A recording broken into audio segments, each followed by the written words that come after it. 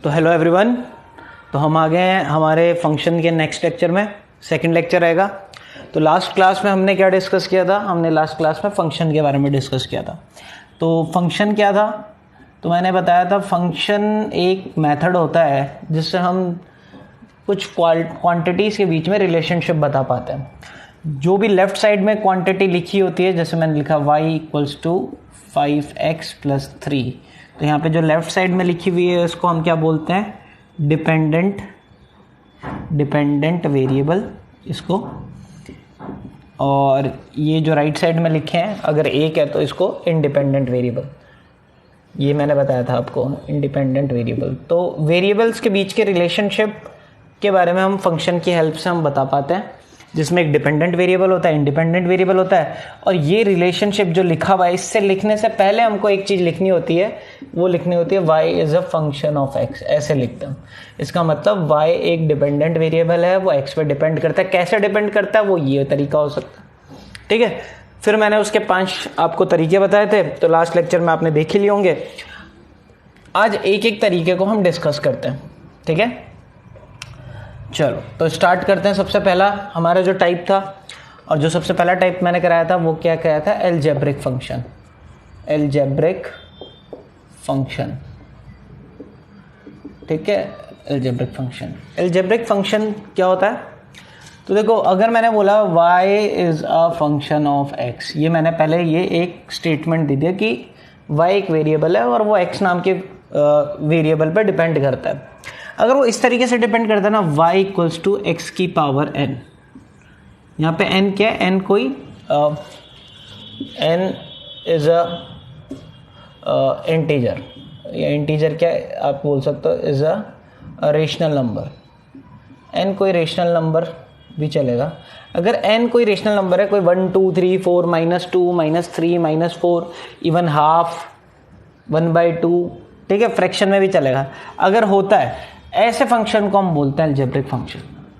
समझ में आ रहा है कि y x⁴ कुछ, इवन अगर मैं इसका जनरल फॉर्म लिखूं, ठीक है,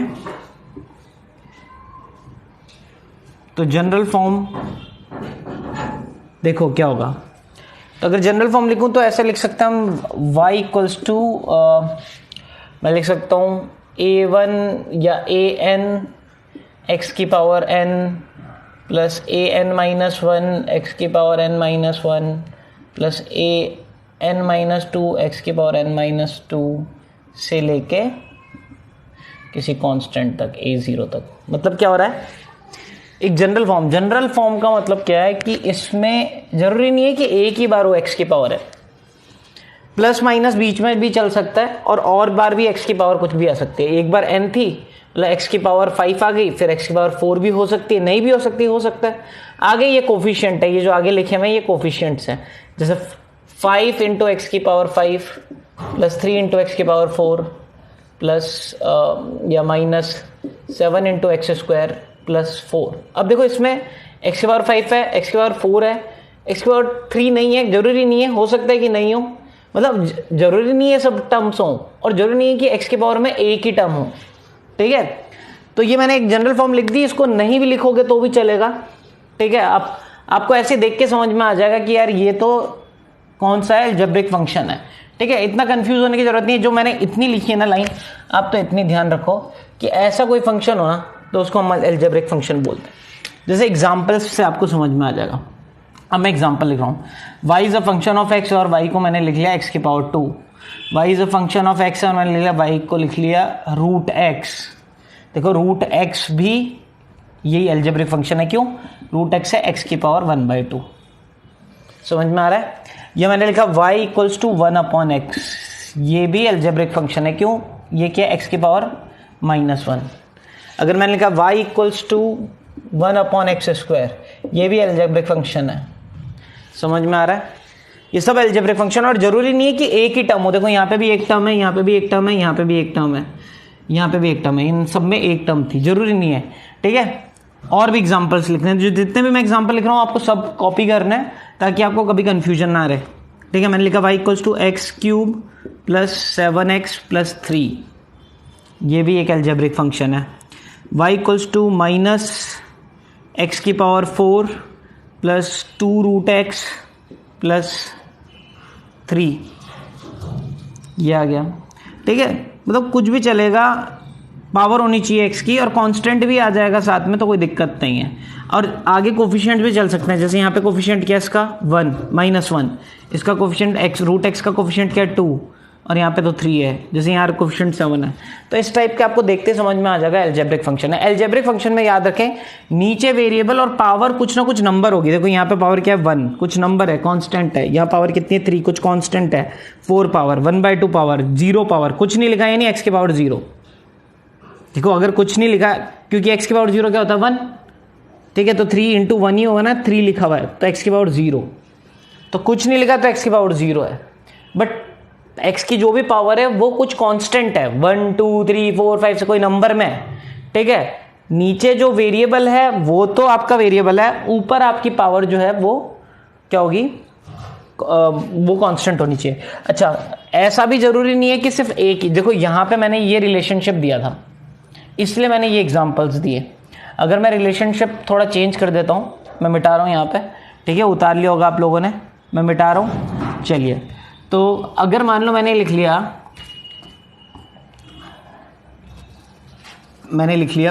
P is a function of Q, R, तो अब जो मैं P का फॉर्मूला लिखूंगा, मैंने लिखा P = 3Q² - 5R + 7। ठीक है, अब यहाँ पे भी Q की पावर 2 है, R की पावर 1 है, बट आ रहा है तो PQR भी आ सकता है। ऐसा जरूरी नहीं है कि एक ही वेरिएबल के फॉर्म में हो। इधर हम ये बोलेंगे P एक डिपेंडेंट फंक्शन है। कैसे पता चला? क्योंकि जब हमने ये लिख दिया था। और QR इंडिपेंडेंट फंक्शन है, PQR पे डिपेंड करता है। कैसे डिपेंड करता है? ये रिलेशनशिप है, ऐसे डिपेंड करता है PQR पे। ठीक है, धीरे धीरे समझ में आ रहा है। मतलब जब भी मैथ्स का टॉपिक है ये, कि जो भी वेरिएबल किन किन वेरिएबल्स पे डिपेंड करता है, क्या क्या चीजें चेंज करूंगा। क्योंकि देखो फिजिक्स में क्या होगा, जैसे एक सिंपल सी चीज है, अब देखो आपको मैं समझाता हूं। जैसे मैंने force is a function of mass comma acceleration, यही होता ना, तभी तो फोर्स का फॉर्मूला क्या आता है, ma। जैसे काइनेटिक एनर्जी किसका फंक्शन होती है, is a function of m, v, तभी तो काइनेटिक एनर्जी का फॉर्मूला क्या होता है, ½ mv²। समझ में आ रहा है? फंक्शन का मतलब ये होता है कि भाई ये जो लेफ्ट साइड में लिखा है ये डिपेंडेंट वेरिएबल कौन कौन से इंडिपेंडेंट वेरिएबल पे, तो m और v पे डिपेंड करता है। और कैसे करता है वो मैंने इस नेक्स्ट लाइन पे लिख दिया। ठीक है, यहाँ पे तो पहले हमको ये बताना पड़ेगा किन किन पे, और फिर ये। ठीक है, समझ में आ रहा है? ये हमारा फंक्शन हो गया। तो फंक्शन में अलजेब्रिक फंक्शन समझ में आ गया। ये भी अलजेब्रिक फंक्शन था, ये भी अलजेब्रिक फंक्शन दिख रहे हैं यहाँ, सब सारे के सारे आपको अलजेब्रिक फंक्शन दिख रहे हैं। ठीक है, तो अभी तक जितने भी एग्जांपल्स लिखे मैंने अलजेब्रिक फंक्शन के लिए, सबसे इजी फंक्शन है, तो इस पर ज़्यादा टाइम वेस्ट नहीं करते हैं। ठीक है, समझ में आ गया होगा। डिफरेंशिएशन जब पढ़ेंगे तब फिर इसको डिस्कस करेंगे। डिफरेंशिएशन के टाइम पे फिर इनकी बात होगी, तब तक आपके इतने अच्छे कंसेप्ट हो चुके होंगे कि आपको डिफरेंशिएशन इतना ईजी लगने लगेगा, बोलेंगे कि हाँ यार ये तो कुछ नहीं है। चलो नेक्स्ट एग्जाम्पल जो है हमारा एक्सपोनेंशियल फंक्शन। एक्सपोनेंशियल फंक्शन, ठीक है। अब मैं एक्सपोनेंशियल फंक्शन और लॉगरिथम फंक्शन आपको एक साथ समझाऊंगा। ठीक है, तो देखो एक नंबर लिखा हुआ है, मैंने एक नंबर लिखा हुआ है, इधर ध्यान देना, इधर ध्यान देना। अभी ये उतारना नहीं, जो मैं लिख रहा हूं उतारना मत। किसी नंबर को लिखने की दो फॉर्म्स होती हैं, एक फॉर्म होती है एक्सपोनेंशियल फॉर्म और एक होती है लॉगरिथमिक फॉर्म। दो लॉग जो पढ़ने वाला है उसी की बात कर रहा हूं। जैसे मैंने लिखा 2 की पावर 5 कितना होता है, 32। 2 की पावर 5 क्या होता है, 32। ये जो फॉर्म है ना, इस फॉर्म को बोलते हैं एक्सपोनेंशियल फॉर्म। एक्सपोनेंशियल इक्वेशन भी बोल सकता हूं। इक्वेशन है ना, इक्वल्स टू लिखा हुआ है, लेफ्ट और राइट को जब बराबर करते हैं तो उसको क्या बोलते हैं, एक्सपोनेंशियल इक्वेशन, जब ये पावर में लिखी होती है। इक्वेशन का मतलब ये होता है लेफ्ट वाली साइड राइट वाली साइड को इक्वेट करिए, बराबर है। इसी चीज को एक और तरीके से लिख सकते हैं। देखो इसी चीज को, अब मैं अगर इसी चीज को एक और तरीके से लिखूं, उसको हम बोलेंगे लॉगरिथमिक फॉर्म। और लॉगरिथमिक फॉर्म में लिखूंगा तो मैं ऐसे लिखूंगा log यहाँ पे लिखूँगा 32, यहाँ पे लिखूँगा 2 और ये आ जाएगा 5। इसको बोलते हैं लॉग एरिथमेटिक इक्वेशन। फ़र्क क्या है दोनों में, देखो क्या यहाँ पे हम लिखते हैं, ये नॉर्मल तरीका तो सबको पता है, 2 की पावर 5 32 ये लिखा। जब लॉग की फॉर्म में लिखते हैं तो हम पता है क्या लिखते हैं, लॉग लिखते हैं। लॉग के इधर लिखते हैं जो आंसर आया था ना, जो एक्सपोनेंशियल फॉर्म का आंसर था वो यहाँ पे आता है।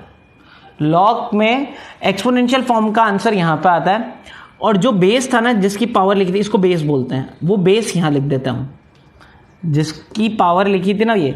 और आंसर पता है क्या होगा, जैसे मैंने ये लिखा है, मैंने पूछा बताओ इसका आंसर क्या है, तो इसका जैसे मैं बोलता हूँ 2 की पावर 5 का आंसर क्या है 32। वैसे अगर मैं पूछूं log 32 बेस 2 का आंसर क्या है, तो log 32 बेस 2 का आंसर क्या है, log 32 बेस 2 का आंसर 5 है। मैं क्या पूछना चाह रहा हूं यहाँ पे, यहाँ तो पूछना चाह रहा हूँ कि 2 को 5 बार मल्टीप्लाई करेंगे तो बताओ आंसर क्या आएगा। यहाँ मैं पूछना चाह रहा हूँ बताओ 2 को कितनी बार मल्टीप्लाई करूं कि आंसर 32 आ जाए, तो 5। तो यहाँ पावर आंसर आता है। लॉग में आंसर क्या मिलता है अपने को, पावर। और नॉर्मल तो ये वाला फॉर्म एक्सपोनेंशियल फॉर्म, समझ में आ रहा है, ये एक्सपोनेंशियल फॉर्म और ये लॉगरिथमिक फॉर्म। ठीक है, क्लियर हुआ ये नहीं, ठीक है। जैसे अब मैं और एग्जांपल पूछूंगा तो आप खुद आंसर बताओगे, मेरे को खुद बता दोगे कि इसका आंसर क्या होगा। मैंने बोला बताओ log 100 बेस 10, बताओ आंसर क्या होगा, तो आंसर क्या आएगा 2। मैं पूछना ये चाह रहा हूं बताओ 10 की पावर क्या होगी कि 100 आएगा आंसर 2। और अगर इसी इक्वेशन को, ये वाली तो कौन सी इक्वेशन है, लॉगरिथमिक इक्वेशन, इसको एक्सपोनेंशियल फॉर्म में लिखना है तो 10 की पावर 2 क्या होता है 100। समझ में आ रहा है। इसको ऐसे भी लिख सकते हैं, ऐसे भी लिख सकते हैं, इन दोनों इक्वेशन को। ऐसे लिखेंगे तो लॉग लगाएंगे, और बिना लॉग के तो लिखते आ ही रहे थे, बचपन से पढ़ते आ रहे थे। बट ये भी एक तरीका है लिखने का। समझ में आ रहा है कि अगर मैंने बोला कि ये पूछ रहा हूं, अगर मैं ये पूछा तो आंसर कितना आ जाएगा 2। चलो अब बताओ मेरे को log बेस 10 की पावर 3 क्या आंसर होएगा बताओ। मैंने तो आंसर ही लिखा हुआ यहाँ पे 3 होगा। ठीक है, मैं ये पूछ रहा हूं बताओ 10 की पावर क्या होगी कि 10 की पावर 3 आंसर होगा, तो 10 की 3 होगी। जैसे ये 100 को मैं क्या लिख सकता था, 10 की पावर 2 लिख सकता था ना, तो आंसर 2 हो गया। समझ में आ रहा है, सिंपल सिंपल सा है। चलो ये बताओ नेक्स्ट, अगर मैंने पूछा बताओ log 125 बेस 5, बताओ क्या आंसर आएगा, तो आंसर आएगा हमारा 3। मैं ये पूछना चाहता हूँ 5 की पावर क्या होगी कि 125 आएगा, तो 5 की पावर 3 होता है 125। तो यहाँ पे जब भी याद रखना log जब भी लिखते हैं तो यहाँ पे तो आता है जो नॉर्मल एक्सपोनेंशियल फॉर्म में आंसर होता है ना, यहाँ तो आता है आंसर। ठीक है, जो भी आपका आंसर आता है, अगर मैं इसको एक्सपोनेंशियल फॉर्म में लिखता तो आंसर मेरा ये आता ना, तो ये जो आंसर है ये तो लॉग में इधर पुट करते हैं हम, और ये जो पावर होती है जिसकी पावर में निकाल रहे हैं वो बेस इधर पुट करते हैं, और जो पावर थी वो आंसर होता है। लॉग में पावर आंसर आता है। ठीक है, समझ में आया। ठीक है, आपको समझ में आ जाएगा, लॉग बड़ा इजी है अगर आपको ये समझ में आ रहा है तो। अभी तो मैंने एक्सपोनेंशियल फॉर्म के बारे में डिस्कस करना है आपको। ठीक है, चलो अब ये मिटा रहे हैं, जब एक बार फिर जब लॉग बढ़ाऊंगा तो अभी लॉग अब पढ़ेंगे ना थोड़ी देर में, तो फिर डिस्कस करूंगा। तो एक्सपोनेंशियल फंक्शन क्या होता है, तो अगर मैंने लिख दिया y इज अ, मैं एक बार इंक पिला दूं, चलिए तो मैंने लिखा y is a function of x, यानी y एक वेरिएबल है और x नाम के वेरिएबल पर डिपेंड करता है, यानी फॉर्मूला y का बनेगा। कैसे बनता है, तो y इक्वल्स टू, यहां तो आता है a कोई कांस्टेंट, a यहां पे कोई कांस्टेंट है, और ऊपर क्या आता है, ऊपर पावर जो है वो वेरिएबल है। ठीक है, a यहां पे क्या है, a यहां पे लिख लो, a is a rational number, कोई भी रेशनल नंबर अपने यूज कर लिया। ठीक है, देखो एक्सपोनेंशियल और जो आपका एल्जेब्रिक में डिफरेंस समझना, एल्जेब्रिक में x की पावर a था, ये था कोई कांस्टेंट और ये वेरिएबल था, और यहाँ पे नीचे कोई कांस्टेंट और ऊपर पावर क्या है, ऊपर पावर वेरिएबल है। ठीक है, समझ में है। जैसे एग्जांपल y इक्वल्स टू 2 की पावर x, कल भी लिखा है था मैंने ये एग्जांपल, y इक्वल्स टू 5 की पावर x। ठीक है, y इक्वल्स टू 10 की पावर माइनस एक्स। देखो ये भी चलेगा, 10 की पावर माइनस एक्स, नेगेटिव भी, क्योंकि ये 1/10 की पावर एक्स हो जाएगा, बट ये भी चलेगा। y इक्वल्स टू ई की पावर एक्स, बहुत ही इंपॉर्टेंट है, याद रख लो। ये बार बार क्यों लिख रहा हूँ, क्योंकि काफ़ी इंपॉर्टेंट है ये। ई क्या होता है यहाँ पे, मैंने लास्ट टाइम भी लिखा था, इसका नाम है नेपियर कांस्टेंट, ठीक है, नेपियर्स कांस्टेंट। और इसकी वैल्यू क्या होती है, एक इरेशनल नंबर होता है 2.718 और non terminating non repeating number है, ठीक है, एक इरेशनल नंबर है और ये मैथ्स में बड़ा यूज़ होता है, ठीक है। इसके टर्म्स में हम बहुत सारी चीज़ें पढ़ेंगे, तो बहुत इंपॉर्टेंट यूज़ होता है इसका फंक्शंस में, ठीक है। और मैथ्स वाले तो बहुत ज़्यादा, उनको तो बहुत ही ध्यान देना है। बायो वालों के लिए इतना इंपॉर्टेंट नहीं है, फिर भी ध्यान रखें, ई नाम का भी चीज़ होती है, ठीक है। ये आ गया, ठीक है। तो ये जितने भी हैं सारे के सारे क्या हो गया, एक्सपोनेंशियल फंक्शन। एक्सपोनेंशियल फंक्शन समझ में आ गया, सिंपल। और एक्सपोनेंशियल फंक्शंस में आपको ये मतलब मेरे ख्याल से सारी चीज़ें ध्यान ही होंगी, ठीक है। चलो अब मैं मिटा देता हूँ, नेक्स्ट ये मिटा रहा हूँ, ये फंक्शन हो गया, इसके ज़्यादा एग्जांपल्स करने की ज़रूरत नहीं है। चलो तो अब आ जाता है हम लॉगरिथमिक फंक्शन। अच्छा, इसमें समझ में तो आ रहा है चेंजेस कैसे आएंगे, जैसे एक एग्जांपल से समझ लेते हैं। फंक्शन का मतलब क्या है, जैसे जैसे मैं x की वैल्यूज में चेंज करूंगा, जो भी डिपेंड कर रहा है, जैसे मैंने लिखा y is a function of x, तो इसका मतलब क्या है, y x पे डिपेंड करता है। तो जैसे जैसे x में चेंजेस होंगे y में भी चेंजेस मुझे मिलेंगे। मान लो वो रिलेशनशिप क्या है, y इक्वल्स टू 2x। अच्छा, पहले x की वैल्यू डालूंगे, पहले y की वैल्यू, पहले x की वैल्यू, x की वैल्यू डालने पे मिलता है y की वैल्यू। मान लो x की वैल्यू मैंने 1 डाली, तो y कितना मिलेगा, 2 की पावर 1 कितना मिलेगा। x की वैल्यू 2 डाली तो y कितना मिलेगा, y मिलेगा 4। x की वैल्यू 3 डाली तो y कितना मिलेगा, 8। x की वैल्यू 4 डाली तो y कितना मिलेगा, 16। x की वैल्यू 5 डाली तो y कितना मिलेगा, 32। समझ में आ रहा है। और ज़रूरी नहीं यही नंबर्स डालना है, आपकी मर्जी है, कुछ भी डाल सकते हो।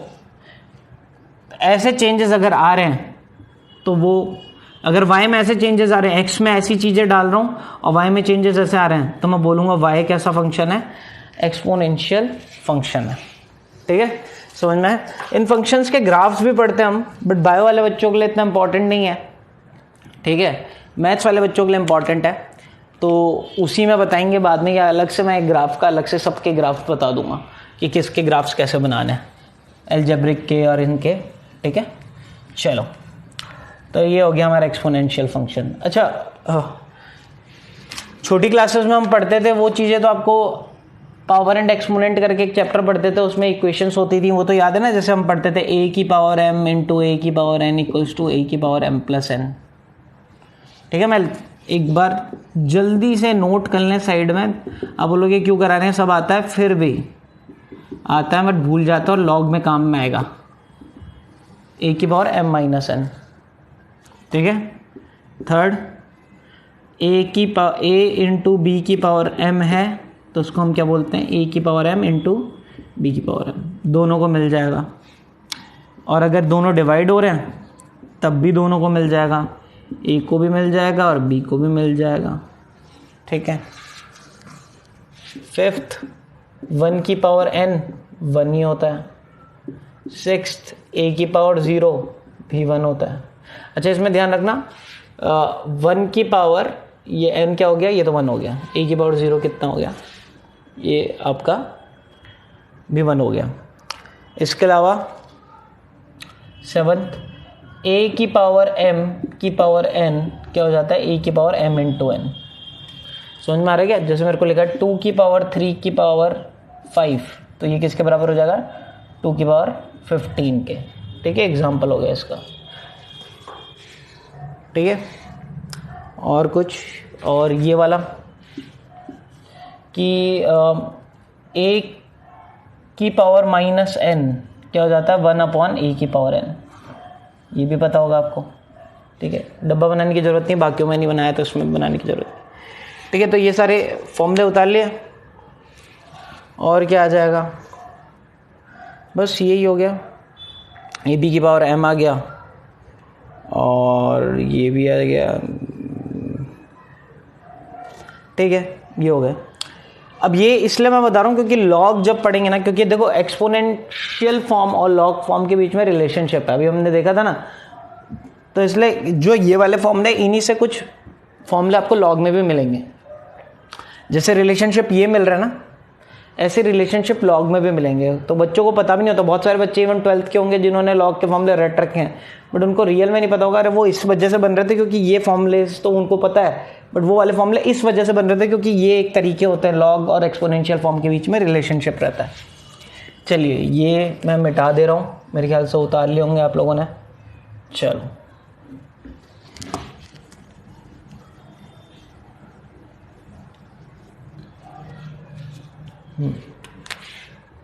तो चलो आ जाते हैं हम लॉगरिथमिक फॉर्म में, थर्ड। इसको शॉर्ट में लॉग ही लिख देते हैं, ठीक है, और नहीं तो ये लॉगरिथमिक फॉर्म, या सॉरी फंक्शन, अभी तो फंक्शन पढ़ रहा। फंक्शन में जरूरी ना एक्स जरूरी है राइट साइड में आना, ठीक है, जैसे एक्सपोनेंशियल फॉर्म में एक्स राइट साइड में आया था ना, डिपेंड करता था, तो मैंने बोला y is a function of x, ठीक है, y x का फंक्शन है, और y इक्वल्स टू हमको दे रखा है log x और बेस कुछ भी है a। यहाँ पे a क्या होगा, कोई भी नंबर, ठीक है, आप नंबर ले सकते हो a, ठीक है। तो अगर y equals to log x आपको दे रखा है, y equals to log x आपको दे रखा है, तो इस फॉर्म को ही हम बोलते हैं लॉगरिथमिक फॉर्म, ठीक है। अब एग्जाम्पल क्या क्या हो जाएंगे, जैसे y equals to log x base 2, तो y equals to log x base 10।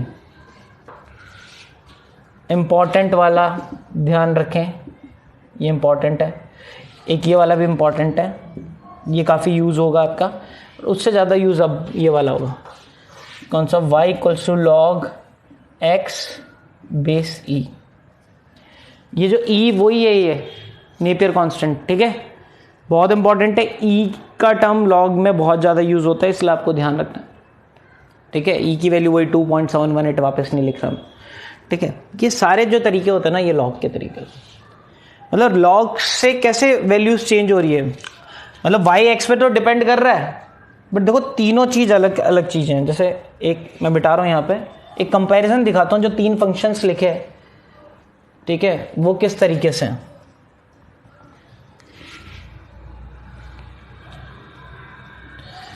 देखो एक तरीका देखते हैं। तो मैंने बोला y is a function of t, एक आदमी है वो भाग रहा है, और जो वो भाग रहा है उसकी डिस्टेंस t यहाँ पे टाइम है, और y उसका डिस्टेंस या डिस्प्लेसमेंट जो भी है, वो कितनी दूर चला जाता है टाइम के साथ, जैसे जैसे टाइम बीतता जाता है वो दूर भागता जाता है, मैंने ये बोला। तो क्वेश्चन ये है कि वो कैसे भाग रहा है, उसकी डिस्टेंस कैसे चेंज हो रही है, देखते हैं। तो 3 तरीके से 3 आदमी भाग रहे हैं, और तीनों की डिस्टेंस जो है टाइम पे तो डिपेंड कर रही है, बट किसी की अलग तरीके से, किसी की अलग, सब तीनों आदमी जरूर थोड़ी सेम तरीके से भागेंगे, हो सकता है तीनों तरीके अलग, तीनों एक बहुत तेज भाग रहा हो, एक बहुत धीमे धीमे भाग रहा हो, ठीक है, टाइम तो बहुत ज़्यादा चेंज हो रहा है, उसकी डिस्टेंस इतनी चेंज नहीं हो रही है, ठीक है। तो उनके 3 एग्जाम्पल देखते हैं। एक, तीनों का जो डिस्प्लेसमेंट था या डिस्टेंस था वो फंक्शन ऑफ टाइम था। ये फर्स्ट वाले की बात कर रहा हूँ, फर्स्ट वाले का था 2 की x की पावर 2, इस तरीके, सॉरी x क्यों लिखूंगा, t लिखूंगा ना, टाइम का फंक्शन है, y इक्वल्स टू t की पावर 2, ठीक है। ये दूसरे वाले का है y इक्वल्स टू, ठीक है, 2 की पावर t, और जो थर्ड वाला है वो है y equals to log t base 2। अब देखते हैं तीनों की डिस्टेंस कैसे चेंज हो रही है, क्या तीनों का डिस्टेंस एक जैसे ही आ रहा है क्या, तो देखते हैं। यहां y और यहां t, ठीक है, सेम। इस वाले बंदे का देखते हैं, ये बंदा कैसे कैसे टाइम के साथ चेंज हो रहा है, और इस वाले बंदे का भी देखते हैं, इस बंदे की डिस्प्लेसमेंट कैसे टाइम के साथ चेंज हो रही है। देखो मैं थोड़ा सा कॉम्प्लिकेटेड करके पढ़ा रहा हूँ आपको, और ये कॉम्प्लिकेशन ही बहुत इंपॉर्टेंट है, आपका दिमाग यहीं से खुलना चाहिए। अगर आप ये नहीं समझने लगोगे तो फिर आप कंफ्यूज्ड ही रहोगे, ठीक है, तो अभी हल्का हल्का अगर लग रहा है मैं क्या समझाना चाह रहा हूँ, कोशिश करो उसको समझने की, उतना ही आपके लिए क्लियर होगा। मैं बोलना चाह रहा हूँ कि एक आदमी है, वो जैसे जैसे टाइम बढ़ रहा है उसकी डिस्प्लेसमेंट चेंज हो रही है। 3 आदमी है, इस आदमी की डिस्प्लेसमेंट ऐसे चेंज, तीनों आदमी की डिस्प्लेसमेंट टाइम का फंक्शन है, जैसे जैसे टाइम चेंज हो रहा है इसलिए तीनों का टाइम के फॉर्म में फॉर्मूला आएगा। एक का फॉर्मूला ये बना, एक का फॉर्मूला ये बना, एक का फॉर्मूला ये बना।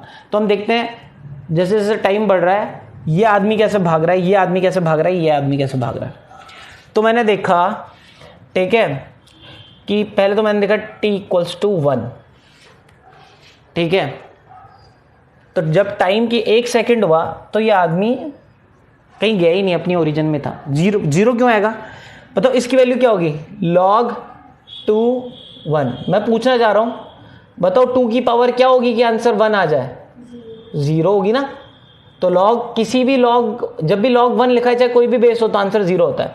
तो देखो 1 सेकंड बाद ये आदमी तो अपनी जगह पे ही है, ये तेज भागा नहीं है अभी तक, ये सबसे स्लो आदमी दिख रहा है मेरे को, ये तीसरा वाला, ये देखो ये सबसे फास्ट आदमी लग रहा है मुझे।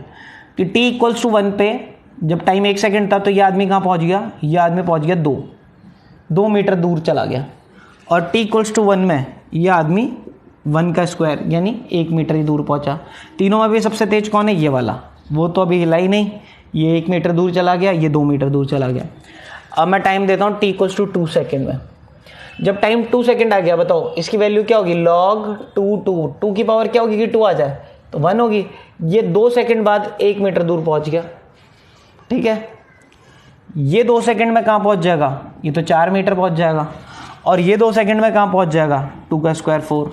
ये तेज भाग रहा है, अभी दोनों बराबर पहुंच गए, ठीक है। बट देखते हैं कौन तेज भागता है। फिर मैंने टाइम सीधे डाल दिए 4, क्योंकि मैं ऐसी वैल्यूज डाल रहा हूँ जो आप, जिसका आंसर लॉग में बता सको। तो मैंने पूछा ये, इसका आंसर क्या होगा, 2 होगा कि भाई 2 की पावर क्या होगी कि आंसर 4 आ रहा है, तो 2। तो ये 2 मीटर पहुंच गया ये वाला आदमी, तीसरा आदमी जो है ना 4 सेकंड में 2 ही तक पहुंचा है अभी तक। ये देखो 2 की पावर 4 कितनी आ जाएगी, 16, ठीक है। और ये वाला आदमी 4 की पावर 2 कितना आ गया, 16। अभी ऑलमोस्ट ये दोनों सेम से दिख रहे हैं बट ये सेम नहीं है, ठीक है। अब जैसे मैं 8 डालता हूँ यहाँ पे, ठीक है, तो 8 में तो इसकी वैल्यू 8 सेकंड बाद तो ये तो 3 पे ही पहुंचा, 3 मीटर। ये 8 सेकंड में कहाँ पहुंच जाएगा, 2 की पावर 8। देखो 2 की पावर 5 होता है 32, 2 की पावर 6 कितना हो जाएगा, 2 की पावर 6 64, 2 की पावर 7 कितना हो जाएगा 128, और 2 की पावर 8 कितना हो जाएगा 256। तो ये 256 मीटर पे पहुंच गया 8वें सेकंड में, तो भाग रहा है बहुत तेज। और यहाँ 8 का स्क्वायर कितना आया 64। तो ये आदमी सबसे स्लो है। हो सकता है ना ऐसा भी कोई आदमी चल रहा हो, जब ऐसे कोई आदमी चल रहा होगा तो उसका ऐसी इक्वेशन से शो करेंगे। कोई आदमी हो सकता है इस तरीके से चल रहा हो तो उसकी ऐसी इक्वेशन शो करेंगे। कोई आदमी ऐसा भी चल सकता है। यानी फंक्शन ये बता रहा है कि ये क्वांटिटी, लेफ्ट वाली क्वांटिटी राइट क्वांटिटी पे कैसे डिपेंड करती है। ऐसे भी कर सकती है, ऐसे भी कर सकती है, ऐसे भी कर सकती है। जैसे 3 तरीके से मैंने 3 एग्जाम्पल्स बता दिए जो कि तीनों फंक्शंस को डिनोट कर रहा है। फंक्शन समझ में आ रहा ना, फंक्शन मतलब एक क्वांटिटी दूसरी क्वांटिटी पे कैसे डिपेंड कर रही है। और डिपेंड करने के बहुत सारे तरीके हैं। पहला तरीका ये है, दूसरा तरीका ये बताया, तीसरा तरीका ये बताया, ठीक है। तीनों के एक एक एग्जाम्पल ले लिए। इनमें सबसे स्लो तरीका मुझे ये दिखा, बट ऐसा भी हो सकता है, ठीक है, ऐसा भी हो सकता है। और जरूरी नहीं है 2 हो, यहाँ पे 10 होता तो 10वें सेकंड पे ये 1 मीटर पे पहुंचेगा। 10 सेकंड हो जाएंगे तब जाके, जब यहाँ 10 लिखूंगा टी की वैल्यू तब ये 1 पहुंचेगा, मिलेगा ना मेरे को। वैसे ही जरूरी नहीं है कि ये 2 की जगह यहाँ पे 1 ही आ जाए, या 1/2 आ जाए, या 10 आ जाए, या 1/5 आ जाए, कुछ भी। तो ये वैल्यूज़ अलग अलग हो सकती है। ये जो है कॉन्स्टेंट्स रहेंगे। ये इधर जब हम एल्जेब्रिक फंक्शन की बात करेंगे तो ऊपर वाला यहाँ कॉन्स्टेंट रहेगा। जरूरी नहीं है टी स्क्वायर ही हो, ये टी क्यूब हो जाता तो फिर चेंज हो जाती वैल्यूज़। कोई आदमी वैसे भी भाग सकता है। और सिर्फ भागने की बात नहीं है, कोई भी क्वांटिटी की बात हो रही है, ठीक है। कोई लेफ्ट वाली क्वांटिटी राइट वाली क्वांटिटी में किस तरीके से डिपेंड करती है, यही बताता है हमारा फंक्शन। पहले तो किन किन क्वांटिटीज़ पे डिपेंड करता है और कैसे डिपेंड करता है, वही चीज़ हमारा फंक्शन बताता है, ठीक है। ये समझ में, लॉगरिथमिक फंक्शन समझ में आया थोड़ा थोड़ा कि लॉग में क्या होता है। जब भी मैं लॉग x यहाँ पे ये वेरिएबल और इस वेरिएबल पे हम वैल्यू डालते रहेंगे। कौन सी वैल्यू? जिस पे वो डिपेंड करता है। यहाँ पे t लिखा था मैंने, x नहीं लिखा। समझ में आया? इसलिए तीनों फंक्शंस में जो राइट साइड में वेरिएबल तो t आया और लेफ्ट वाली जगह y आया। क्यों? y डिपेंडेंट था यहाँ पे, तो इसलिए y लेफ्ट में आएगा, और t इंडिपेंडेंट था। इस तरीके से भी आ सकता है, इस तरीके से भी आ सकता है, इस तरीके से भी आ सकता है। इस तरीके से आता है तो एल्जेब्रिक, इस तरीके से आता है तो एक्सपोनेंशियल, और इस तरीके से आता है तो आपका लॉगरिथमिक। और आगे भी वैल्यूज़ मिलेंगी, और इनको हम प्लॉट भी कर देते हैं। ग्राफ मैंने बोलता है ना, इनके ग्राफ भी बनेंगे, तो इनको प्लॉट कर दो भाई। आपने एक्स वाई एक्सेस ये बनाया है ना ग्राफ्स, आपने लास्ट ईयर ग्राफ बनाया था ना, 10th क्लास का सेकंड चैप्टर था आपका। वैसे इसका ग्राफ बनाओगे तो इसका ग्राफ आपको थोड़ा इस टाइप का दिखेगा, ठीक है, ऐसा ठीक है, ऐसा भी दिखेगा, और ऐसे, मतलब ये पूरा ऐसा ग्राफ बनेगा, नेगेटिव भी, पैराबोला टाइप का। इसका ग्राफ भी थोड़ा जाएगा, बट ये काफ़ी ऊपर चल जाएगा ऐसे, ठीक है, इसको पैराबोला नहीं बोलेंगे। और इसका ग्राफ थोड़ा देख रहे हैं कि टाइम तो ज़्यादा बढ़ रहा है, वाई थोड़ा धीमे धीमे बढ़ रहा है। इसका ग्राफ ऐसे, समझ में आ रहा है?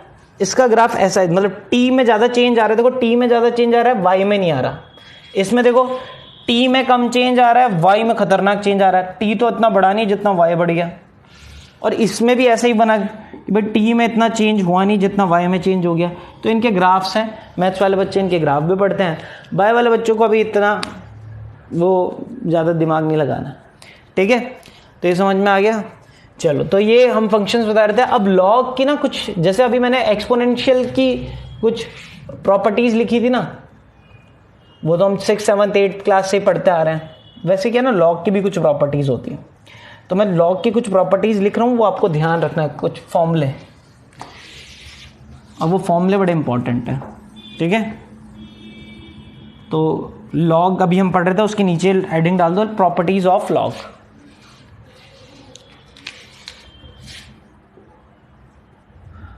Properties of log. तो फर्स्ट प्रॉपर्टीज, तो लॉग बेस कुछ भी लिखा है, मान लो log base m a into B, ठीक है, ये बराबर होता है log a base m plus log b base m के। ये कहाँ से मिला हमको? मैं साइड में लिख रहा हूँ, आप लोग भी लिखना चाहो तो लिख लो। वैसे ये याद रखना है आपको, ये एक्चुअली इस वाली प्रॉपर्टी से मिला, जो एक्सपोनेंट में ये वाली प्रॉपर्टी होती है ना, a की पावर m इंटू a की पावर n किसके बराबर होता है? a की पावर m प्लस n। उस वाली प्रॉपर्टी से डिराइव हुआ है। देखो एक एग्जांपल से आपको समझ में आ जाएगा ऐसा क्यों होता है। जैसे मान लो मेरे को निकालना है लॉग है मेरे पास 64 बेस 2। तो पहले तो मतलब मेरे को बताओ आंसर क्या आएगा। लॉग 64 बेस 2, तो 6 आंसर आएगा। बट मैंने इसको क्या किया, मैंने 64 को क्या मैं ऐसा लिख सकता हूँ क्या, लॉग 16 इंटू 4। मैं 64 को 16 इंटू 4 लिख सकता हूँ ना। 16 इंटू 4, 16 4 जा 64 होता है। मैंने बोला इसको आप चाहे ऐसे भी सॉल्व करो ना, तब भी आंसर आपके पास 6 ही आता है। लॉग 16 अलग लिख लो और लॉग 4 अलग लिख लो, बेस वही रहना चाहिए। देखो क्या आंसर इससे भी 6 आ रहा है क्या? बताओ लॉग 16 क्या होता है? बेस 2। क्या ये 4 मिलेगा? 2 की पावर क्या होगी कि 16 आ जाएगा? 4। और 2 की पावर क्या आएगी कि 4 आंसर आ जाएगा? तो 2। देखो आ रहा है ना, ये भी 6, ये भी 6 मिल रहा है। तो चाहे ऐसे, अगर कहीं कोई बार क्या होता है कि डायरेक्टली हमको आंसर 6 मिल नहीं रहा होता है, हम उसको ऐसे तोड़ देते हैं और तोड़ के सॉल्व करके 6 मिल जाता है। देखो अभी मैंने तो एग्जांपल ऐसा लिया कि आप ये ऐसे भी सॉल्व कर सको, ऐसे भी सॉल्व कर सको। बट हो सकता है कुछ क्वेश्चन ऐसे होंगे जिसमें आप ऐसे सॉल्व करोगे तो नहीं मिलेगा, डायरेक्टली 6 नहीं आएगा। बट जैसे आप उसको तोड़ दोगे, ठीक है, तो आंसर मिल जाएगा। तो याद रखें, लॉग जो यहाँ वाली वैल्यू अगर इनटू में लिखी है तो आप लिख सकते हो ये इधर और ये इधर, ठीक है, समझ में। और ये इस वाली प्रॉपर्टी से डिराइव हुआ। ये एग्जांपल जरूर लिखना, और जब वैल्यूज के साथ में लिखा है तभी आपको ये रिवाइज करते टाइम समझ में आएगा। First property clear. चलो सेकंड प्रॉपर्टी में आ जाते हैं। मैं मिटा रहा हूँ इसको। चलो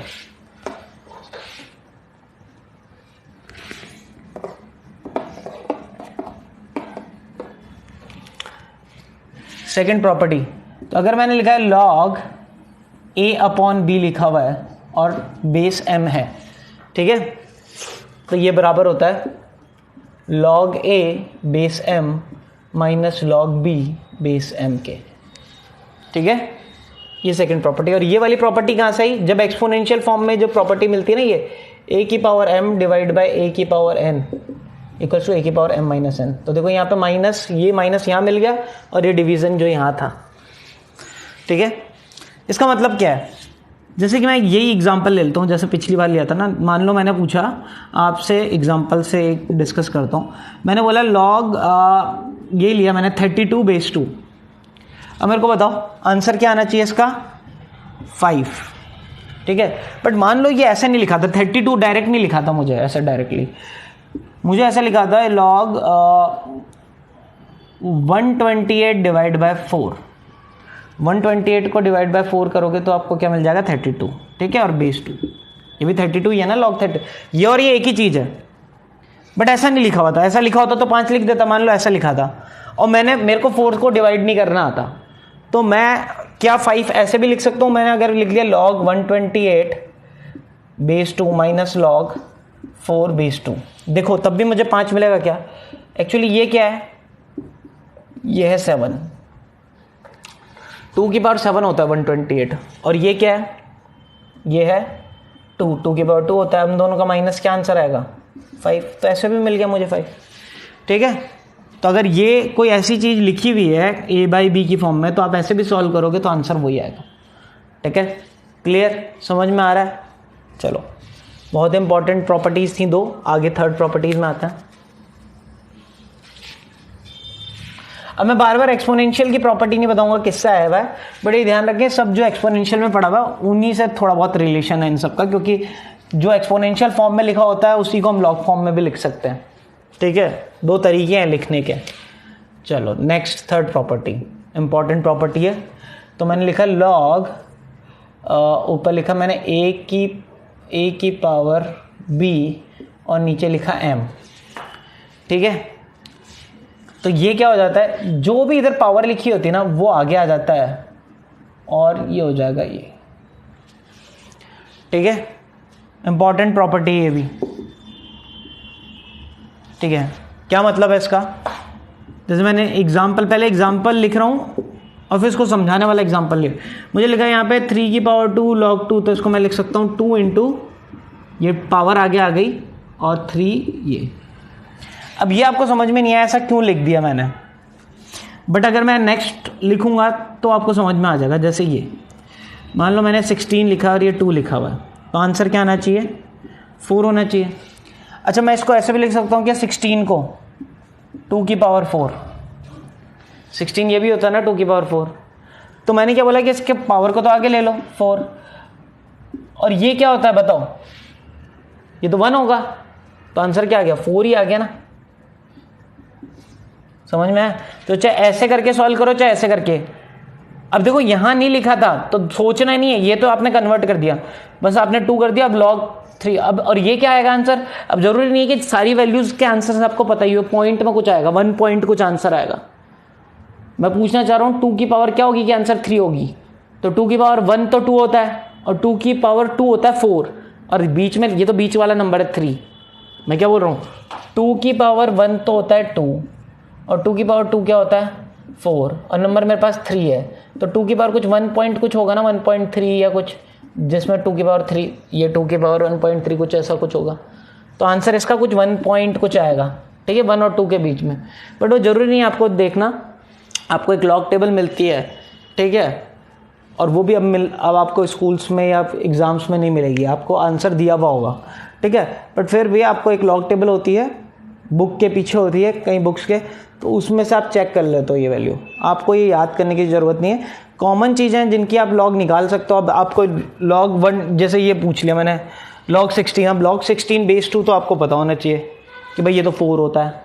ठीक है, बट अगर ये नहीं पता तो ये ज़रूर बता देना किन 2 नंबर्स के बीच में आएगा। ठीक है, ये ज़रूरी है बताना।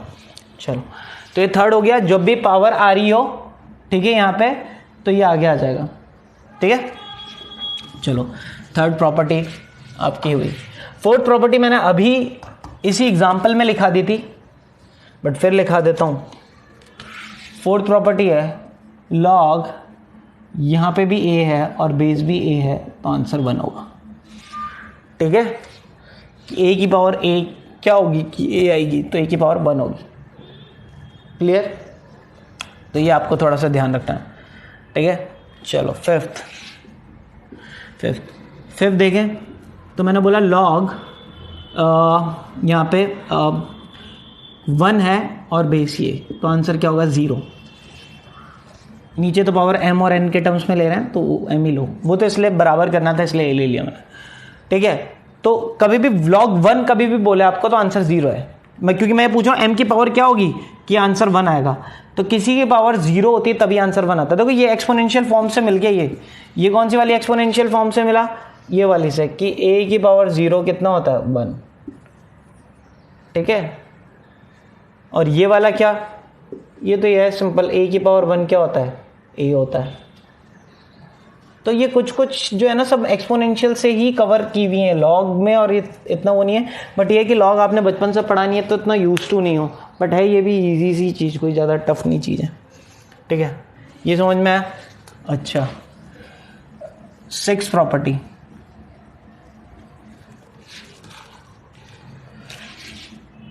ये भी इंपॉर्टेंट प्रॉपर्टी है, log am, ठीक है, ये लिखा हुआ है आपको, तो इसको आप लिख सकते हो 1/log m बेस a।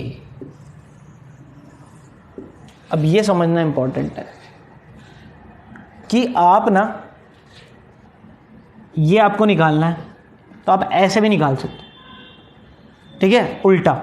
जब आपने रेसिप्रोकल कर दिया ना तो ध्यान रखना, ये जो बेस था वो तो बन जाएगा नंबर, और जो नंबर था वो बन जाएगा बेस।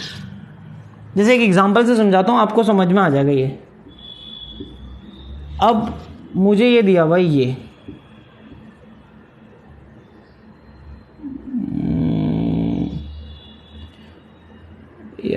नहीं, ये दिया हुआ। अब बताओ इसका आंसर क्या होगा?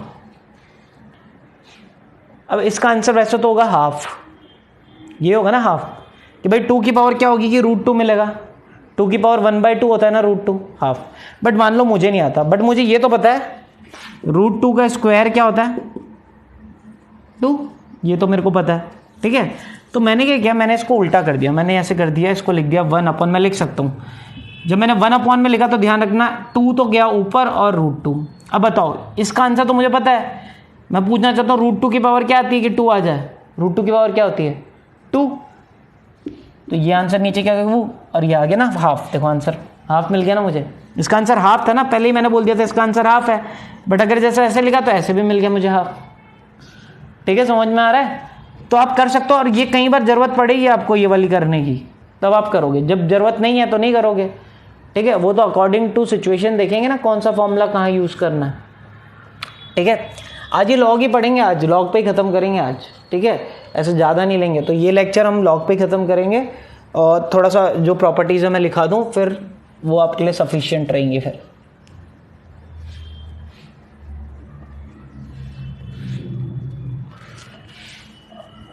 नेक्स्ट कितनी हो गई थी, 6 हो गई थी। नेक्स्ट लिखें log m की पावर n और a। देखो इससे पहले मैंने एक बताया था log a की पावर b m।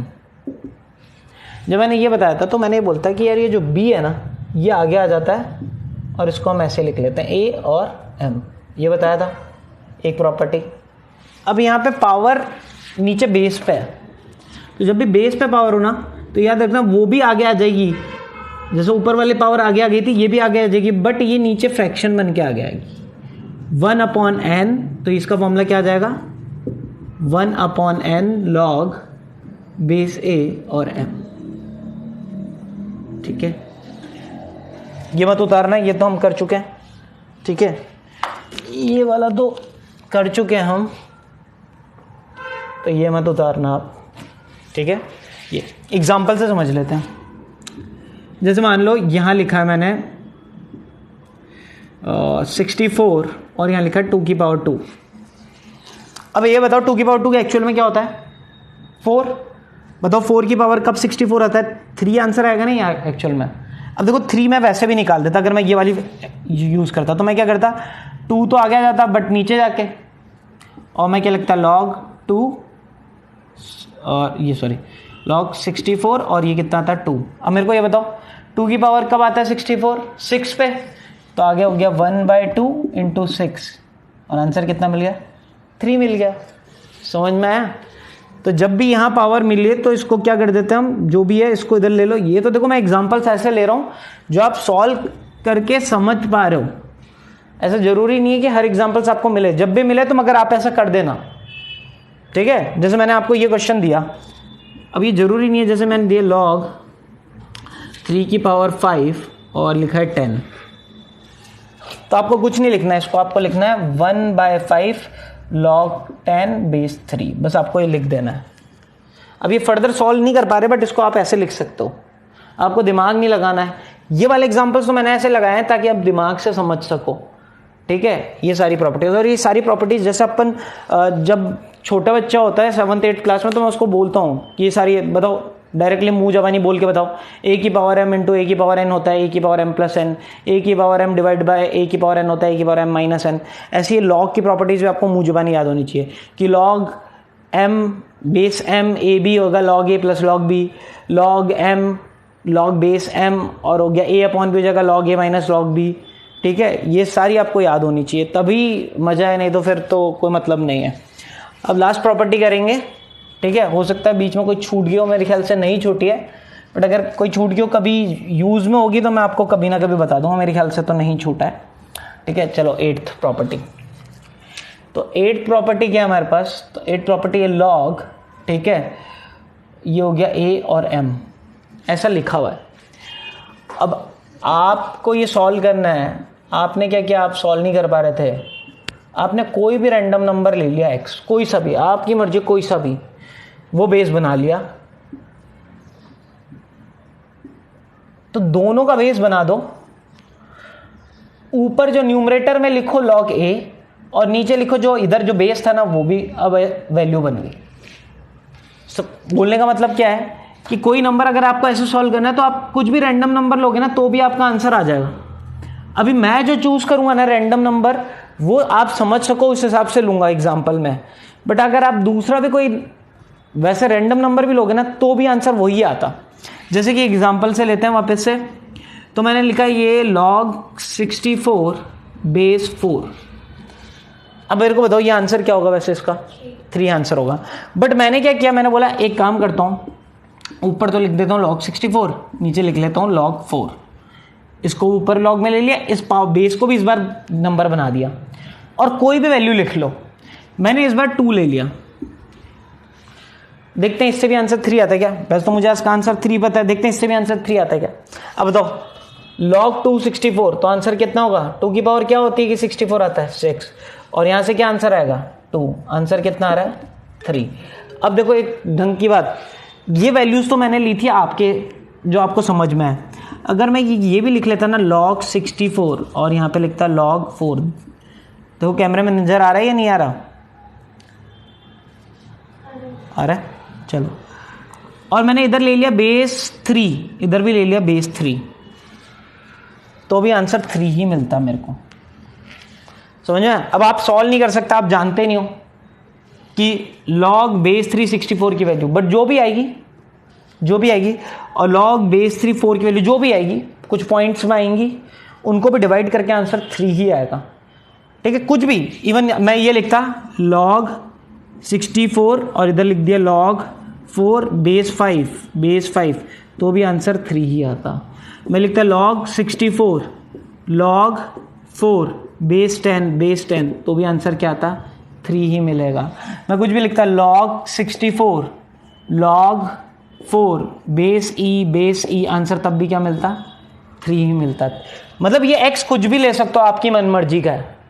अब मैंने इधर क्योंकि मैं सॉल्व करना चाहता था, एक्चुअली मुझे नहीं पता था 4 की पावर 360, मुझे सिर्फ 2 की पावर्स पता होती हैं, ठीक है? 4 की पावर्स मैं जानता ही नहीं, मैंने रटी नहीं, तो मैंने क्या कर दिया, दोनों को 2 बेस बना दिया, ठीक है? और 2 बेस में मैं जानता था ये 6 हो गया, 2 आ गया और मेरे को 3 मिल गया, जबकि मैं ये आंसर नहीं जानता।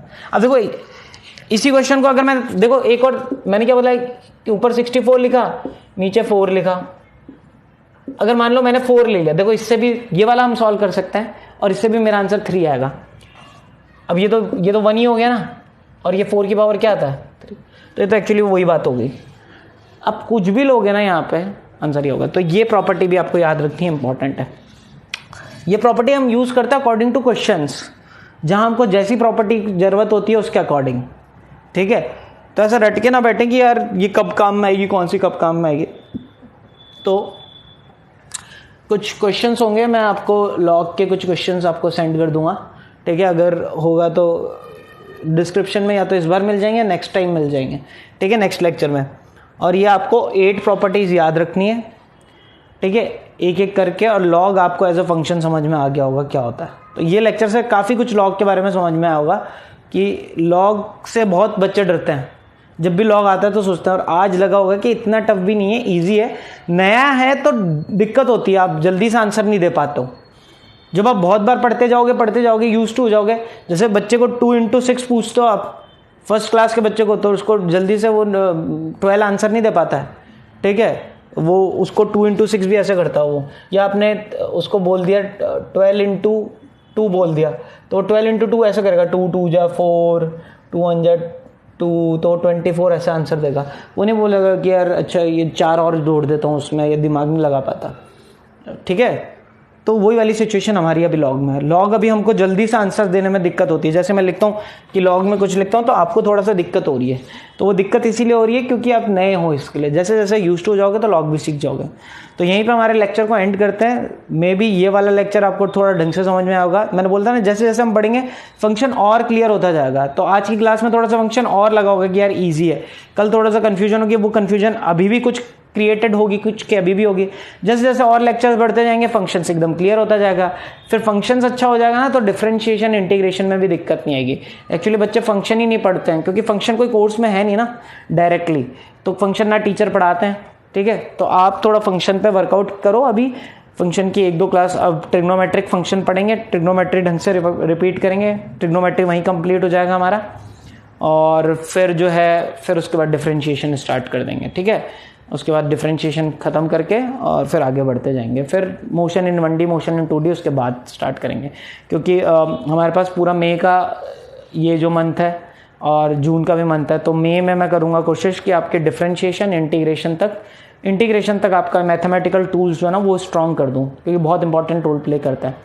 और अगर उससे पहले हो जाता है तो बहुत अच्छी बात है, ठीक है। बट अगर लंबा भी खिंचता है, अच्छी प्रैक्टिस हो जाती है, एक बार अच्छी तरीके से हो जाए, ठीक है। और फिर वीडियो लेक्चर्स का फ़ायदा यही है कि आप उसको बार बार रिपीट करके, क्योंकि लेक्चर्स तो क्या है, मेरे को बच्चे क्या है डिफरेंशिएशन इंटीग्रेशन क्लास में तो सीख जाते हैं, बट जैसे ही टाइम हो जाता है तो भूल जाते हैं। फिर बोलते हैं सर वापस से क्लास ले लो डिफरेंशिएशन इंटीग्रेशन की। और फिर क्या होता है क्लासेस में भी क्या होता है, कुछ बच्चे लेट आते हैं, वो भी बोलते हैं सर बढ़ाओ वापस से, हमको तो कुछ समझ में ही नहीं आ रहा। तो वीडियो लेक्चर्स में यही आपको फ़ायदा है कि आप बार बार उसको देख सकते हो, ठीक है। बट एक नुकसान है कि आप प्रॉब्लम्स नहीं पूछ सकते, ठीक है, एक लिमिटेड ही है। तो जब तक हैं तब तक तो वीडियोस चलाते हैं, ठीक है। लॉकडाउन जैसे खुलेगा तो वीडियोस भी हम क्लोज करके जो अपने नॉर्मल क्लास में जहाँ पे आपकी प्रॉब्लम्स भी हो सकते हैं। लाइव क्लासेस में नेट की प्रॉब्लम्स रहती है। एक भी बच्चा अगर थोड़ी देर भी 5 सेकेंड या 10 सेकेंड या 20 सेकेंड भी लैग कर गया, उसका छूट गया, तो नेक्स्ट लेक्चर में वो बिल्कुल कुछ नहीं समझ में आएगा उसको, ठीक है। तो होप कि आपको कुछ समझ में आया हो और नेक्स्ट क्लास में थोड़ा सा और क्लियर करते हैं। Thank you.